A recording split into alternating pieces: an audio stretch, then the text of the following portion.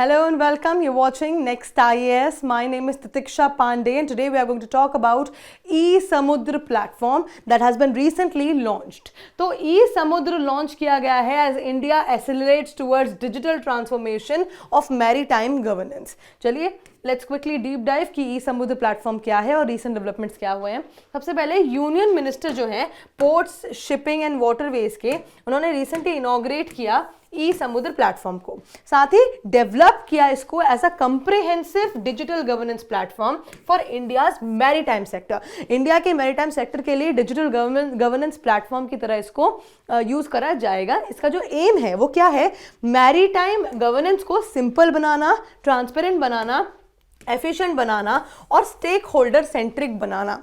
साथ ही ये पार्ट है इंडिया के digital first and faceless governance की तरफ. देखिए, फेसलेस गवर्नेंस और डिजिटल फर्स्ट, हम जैसा कि आप सभी को पता है कि हमारी गवर्नेंस धीरे धीरे डिजिटल की तरफ ट्रांसफॉर्म हो रही है because that is more efficient. तो इसीलिए this is one of the major step towards it. Moving forward, let's talk more about eSamudra platform. तो eSamudra platform क्या है एक बार समझ लेते हैं.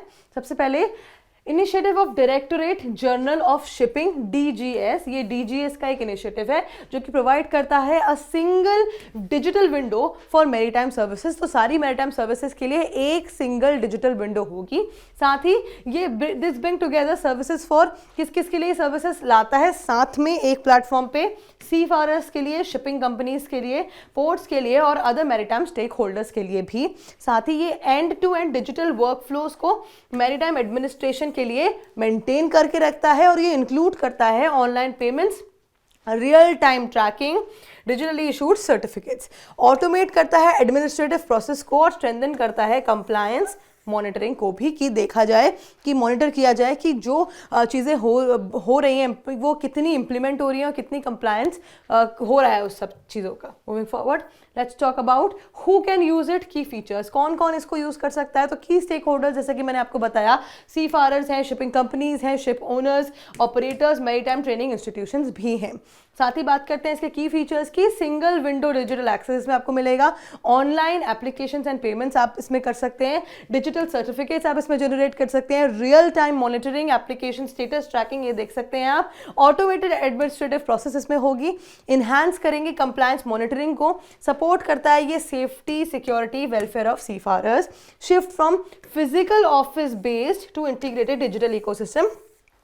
फिजिकल ऑफिस की जगह पे इंटीग्रेटेड डिजिटल इकोसिस्टम बना दिया है जो कि अब आपके फ़ोन में, आपके लैपटॉप में ही आपका ऑफिस हो सकता है. Moving forward, let's talk about the practice question. तो हमने पूरा eSamudra प्लेटफॉर्म को समझ लिया जितना इंपॉर्टेंट था एग्जामिनेशन पर्सपेक्टिव से. Now let's talk about the MCQ for revision. Let's see who will be able to answer this question.